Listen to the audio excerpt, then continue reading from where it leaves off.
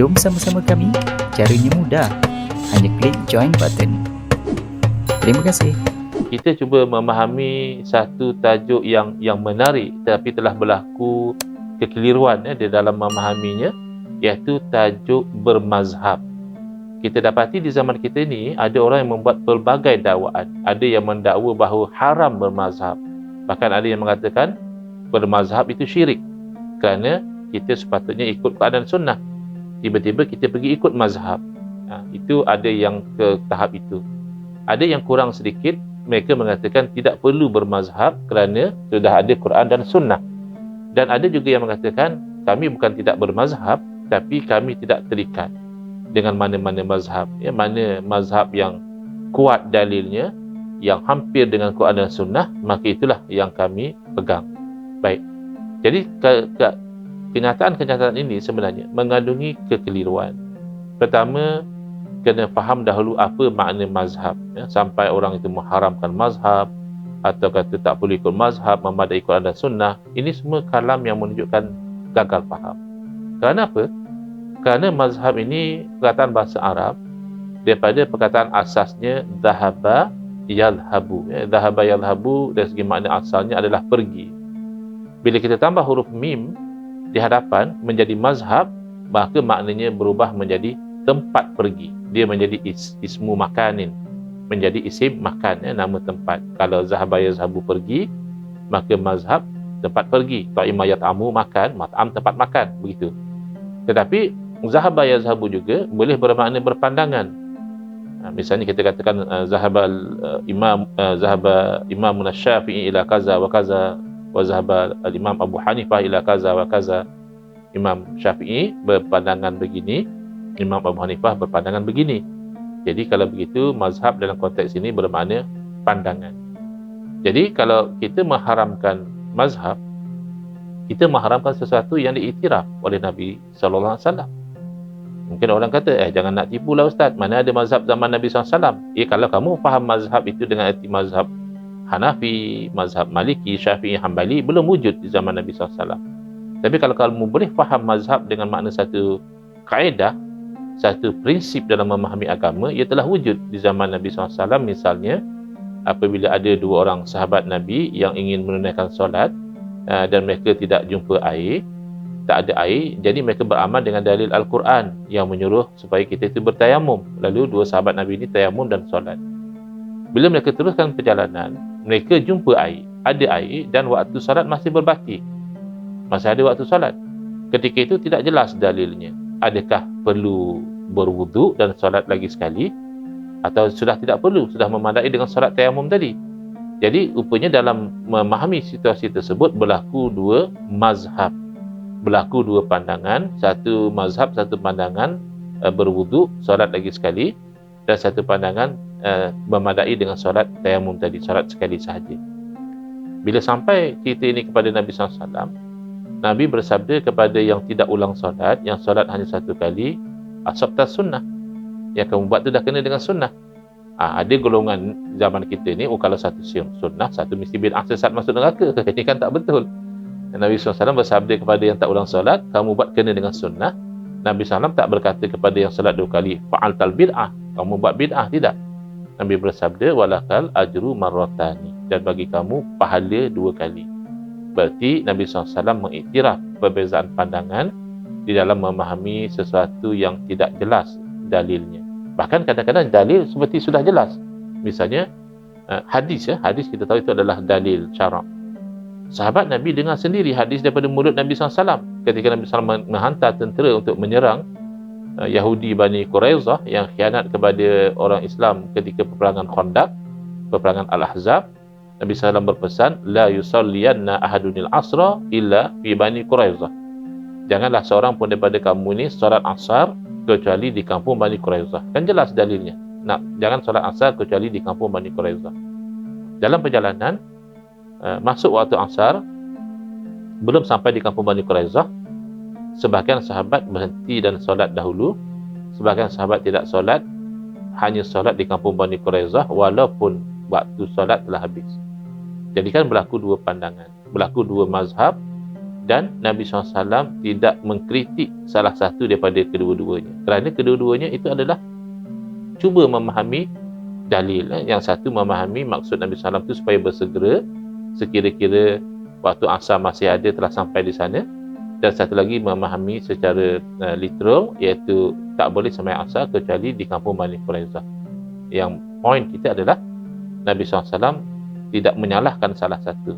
Ini satu bentuk periktirafan kepada mazhab.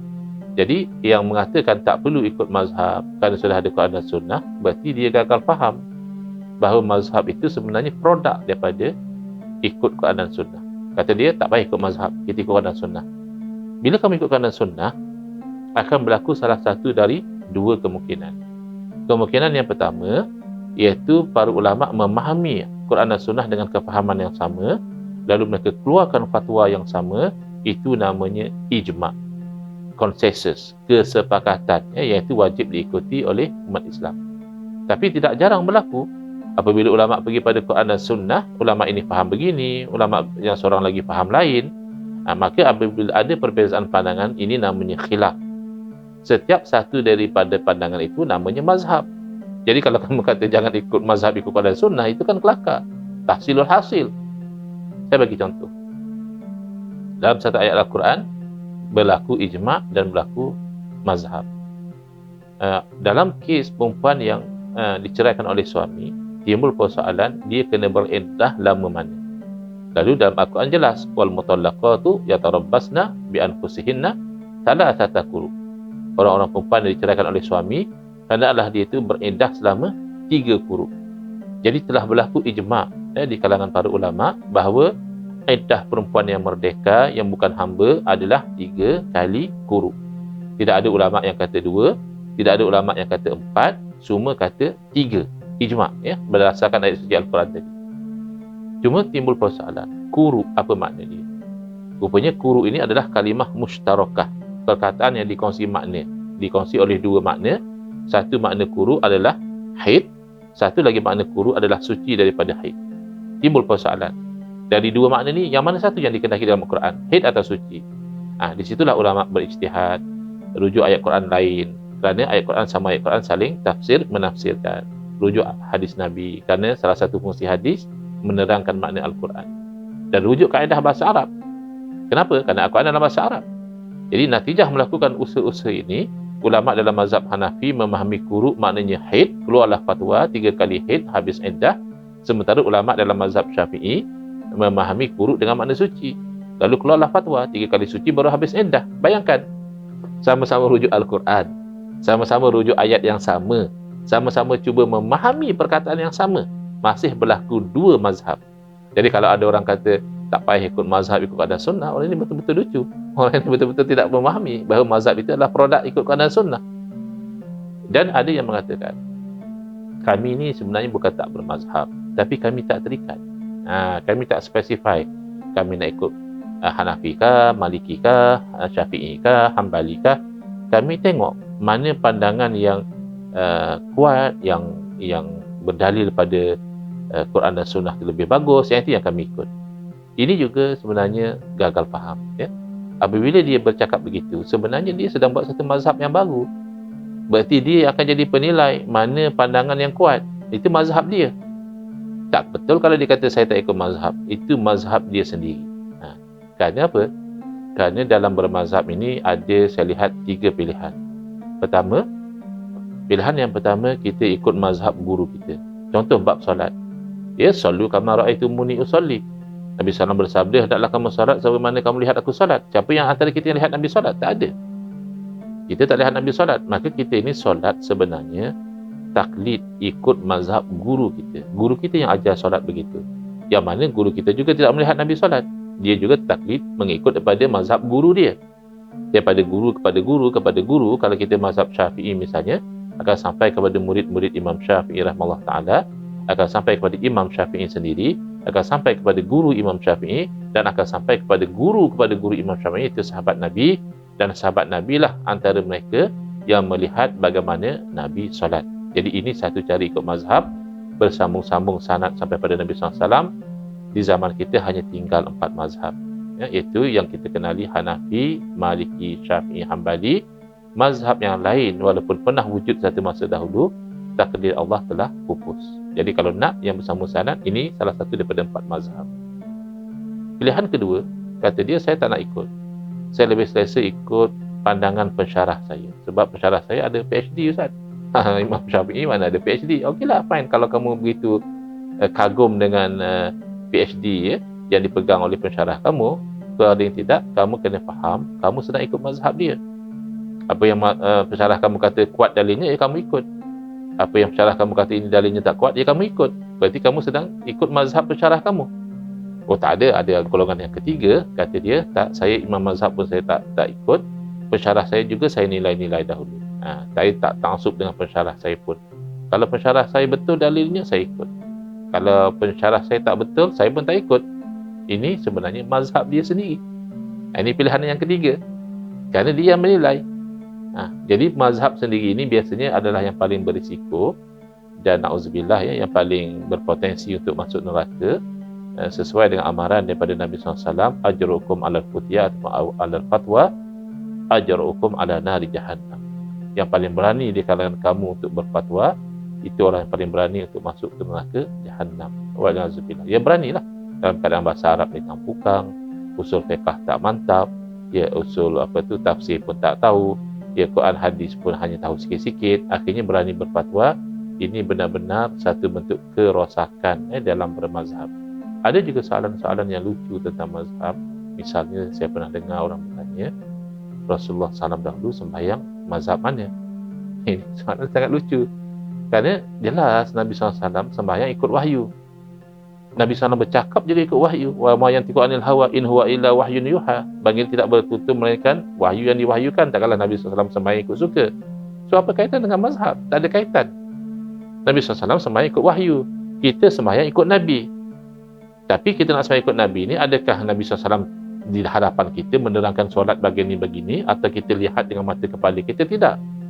Makanya kita ni sebenarnya bergantung kepada apa yang sahabat Nabi cerita. Sahabat Nabi yang lihat Nabi salat, lalu golongan tabi'in minta, cuba tunjuk pada kami macam mana kamu salat dengan Nabi dahulu. Maka sahabat ni tunjuk. Ada kalanya berbeza sahabat dengan satu sahabat. Kenapa berbeza? Kerana sahabat ada kalanya melihat Nabi sembahyang dengan cara berbeza.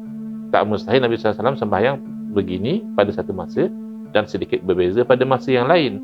Ini satu kemungkinan. Kemungkinan yang kedua, mungkin dalam memahami berbeza, dalam menerima hadis berbeza.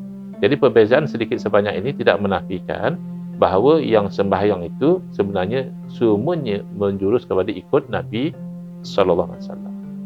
Ada juga yang itu kiranya melihat ke belakang. Ada yang futuristik. Ada yang bertanya, Nabi Isa alaihissalam nanti turun ke dunia mazhab mana? Ini juga lucu. Apa kena-mengena Nabi Isa alaihissalam turun ke dunia mazhab mana? Yang pasti Nabi Isa alaihissalam turun ke dunia nanti akan memerintah mengikut syariat Nabi Muhammad sallallahu alaihi wasallam. Jadi tak ada beza dengan kita. Kita juga sekarang wajib beramal dengan syariat Nabi Muhammad sallallahu alaihi wasallam. Nak beramal dengan syariat Nabi Muhammad sallallahu alaihi wasallam, bagaimana caranya? Adakah nak tunggu Nabi Isa turun dunia dulu, tengok Nabi Isa alaihissalam baca kunut subuh ke tak baca? Kalau Nabi Isa baca kunut subuh, ya mau saya baca. Kalau Nabi Isa pun tak baca kunut subuh, saya tak baca. Takkan kita mampu tunggu? Takkan kita dah lama meninggal dunia ketika Nabi Isa alaihissalam turun ke dunia? Maka mengikut syariat Nabi Muhammad SAW berarti merujuk kepada sumber-sumber hukumnya, Qurannya, sunnahnya, ijma'nya, qiyasnya. Maka berlakulah apa yang berlaku. Bila ulama' sama faham, berlaku ijma'. Bila ulama' berbeza faham, berlaku mazhab. Maka yang paling selamat, wallahu alam, adalah kita itu memahami salah satu dari 4 mazhab supaya kita itu dapat beramal. Kerana inilah mazhab yang masih bersambung sanadnya sampai kepada Nabi sallallahu alaihi wasallam. Kalau mampu belajar mahir 4 mazhab, silakan. Tapi biasa orang dahulu dengan orang sekarang. Orang dahulu ada yang Allah kurniakan kecerdasan, dia boleh master mahir 4 mazhab, tapi bagaimanapun dia akan beramal dengan satu mazhab. Berbeza dengan orang kita, satu mazhab pun tak mahir, berangan nak amal 4 mazhab. Wal iyazubillah. Hadza wabillahi taufiq wal hidayah. Wassalamualaikum warahmatullahi wabarakatuh.